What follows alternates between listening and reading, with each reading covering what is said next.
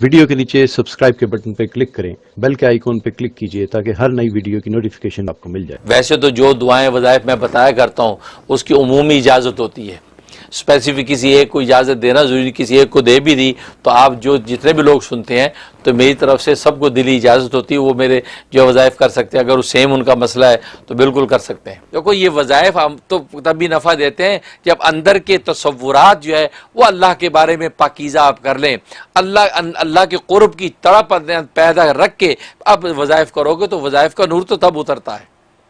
اندر سے ہماری حالت یہ ہوتی ہے، ہم جو ہے وہ خدا بیزار ہو کے چلتے ہیں اور زبان سے تسبیح کر کر کے خدا کو پانا چاہتے ہیں۔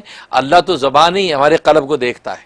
شیف کے حوالے سے اس میں تو آپ تمام ناظرین نوٹ کر لیں کہ میرا خیال نہیں کہ کوئی وظیفہ ایسا ہو کہ جہاں درود شریف نہ ہوتا ہو۔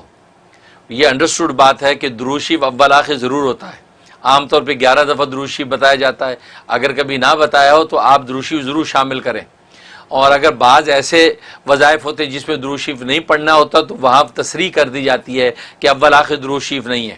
بس اوقات بعض دشمنوں کے لیے پڑھا جاتا ہے اور غیظ و غضب کے لیے پڑھا جاتا ہے، بعض وظائف ایسے ہیں کوئی کڑوی چیز منہ میں رکھ کے پڑھی جاتی ہے، اور درود شریف تو رحمت للعالمین کا تذکرہ ہے تو وہاں غضب میں رحمت کو کیوں ملائیں؟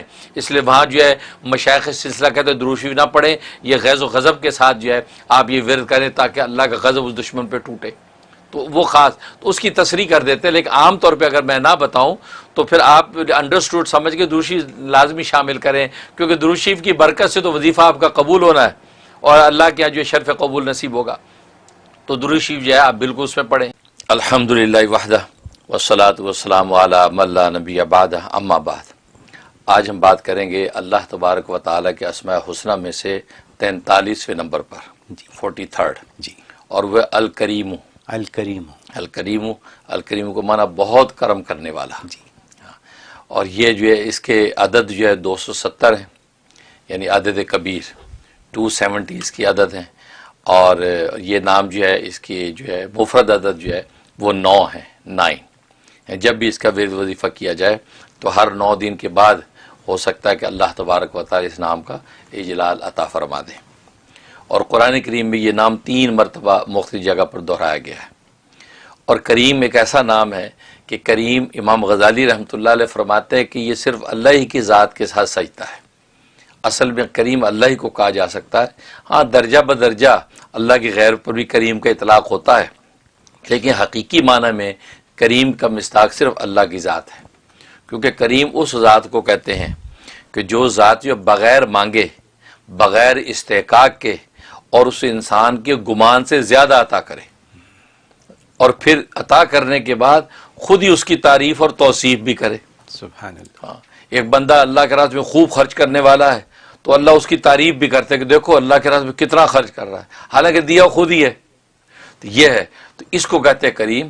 لہٰذا کریم کو اردو کے اندر اصل میں کوئی معنی کیا نہیں جا سکتا، عام طور پہ سخی اس کا معنی کر دیا جاتا ہے، لیکن یہ وہ سخی جو معنی ہے وہ پورے اس معنی پہ حاوی نہیں ہے، کیونکہ اس میں اس قدر صفات اللہ کی آ جاتی ہیں کہ جو بغیر مانگے، بغیر استحقاق کے عطا کرتا ہے اور انسان کے گمان سے بھی زیادہ دیتا ہے۔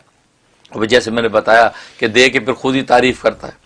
چنانچہ حضرت جنید بغدادی رحمۃ اللہ علیہ فرماتے ہیں، انہوں نے ایک جگہ گزر رہے تھے تو ایک شخص تلاوت کر رہا تھا، تو تلاوت کرنے والے نے کہا کہ انا وجدناہ صابرا۔ حضرت ایوب علیہ السلام کے بارے میں اللہ تبارک و تعالی ذکر فرما رہے ہیں کہ بلا شبہ ہم نے جو ہے اپنے بندے جو ہے ایوب کو بڑا صابر پایا، اور وہ بڑا نیک آدمی ہے، بڑا اچھا آدمی ہے، اور بہت جو ہے وہ اللہ کی طرف آہوزاری کرنے والا ہے۔ تو یہ اللہ ذکر کر رہے ہیں۔ تو حضرت جنید بغدادی رحمۃ اللہ نے جیسے یہ سنا تو آپ مسکرائے، فرمایا کہ اللہ کی بھی عجیب شان ہے، وہ واقعی کریم ہے، خود ہی صبر کی طاقت دی ایوب کو اور خود ہی اس کے صبر پر تعریف کر رہے ہیں۔ سبحان اللہ۔ ورنہ بندے کی کیا طاقت ہے کہ معمولی ایک کانٹے پر بھی صبر کر پائے، اس کی عنایت ہے کہ وہ عطا کرتا ہے صبر، اور صبر عطا کر کے پھر خود ہی کہتا ہے دیکھو کیسا میرا صابر بندہ ہے۔ تو یہ ہے کریم۔ اور کریم میں نے بتایا کہ اللہ کے سوا کسی دوسرے کو کریم نہیں کہا جا سکتا، ہاں کہتے ہیں تو وہ یہ ہے درجہ بدرجہ کہ کسی نہ کسی درجے میں اس میں جو کرم کی شان موجود ہے، اس کے اندر جو ہے کسی نہ کسی درجے میں جو ہے وہ ایک سخاوت موجود ہے، لیکن حقیقت میں کریم اللہ تبارک و تعالیٰ کی ذات ہے۔ اور اس کے بڑے عجیب فضائل و فوائد ہیں کہ ایک آدمی چاہتا ہے غیب سے مجھے رزق ملے، میرے پاس اسباب وسائل ہیں نہیں، یا اللہ غیب سے آپ رزق عطا فرما دیں، اور ظاہر کہ کریم میں بلا استحقاق دینے کی صلاحیت موجود ہے، لہذا بندہ اس نام کو جو ہے کہتے ہیں چمٹ جائے گویا کہ، اور اللہ تبارک و تعالیٰ سے کہے کہ یا اللہ مجھے بس غیب سے رزق چاہیے، اس لیے کہ میں اسباب، وسائل، کسب معاش اس کی مجھ میں طاقت نہیں ہے۔ اس کے لیے فرمایا کہ یا تو اس کی اپنی عدد 270 مرتبہ پڑھے، یا 313 مرتبہ پڑھے، یا اس بندے کے اپنے نام کی عدد وہ یہ پڑھے، اور اول آخر 11 مرتبہ درود ابراہیمی پڑھ کے وہ اللہ تبارک و تعالی سے روز دعا کرے۔ نماز فجر کے بعد پڑھے تو بیسٹ ہے، ورنہ عصر کے بعد پڑھ لے، تو یہ ہے۔ تو اس طرح یہ عمل شروع کر دے اور یہ 90 ڈیز پابندی سے کرے، انشاءاللہ اللہ تبارک و تعالی غیب سے اس کے رزق کا انتظام کرتے ہیں، جس پہ خوبی ہے۔ دنیا کے مسائل ہیں، ہم لوگوں کے مسائل ہیں یہ، اور لوگوں کو گھر بیٹھے اپنے لیونگ روم میں، اپنے بیڈ روم میں، ٹی وی کے اوپر، فون کے اوپر یہ مسائل کا حل یوں مل جاتا ہے، اور ماشاءاللہ اللہ آپ کو کیا کہہ سکتا ہوں، زندگی دے اور صحت دے اور تندرستی دے اور ایسے ہی رکھے ہمیشہ۔ آمین۔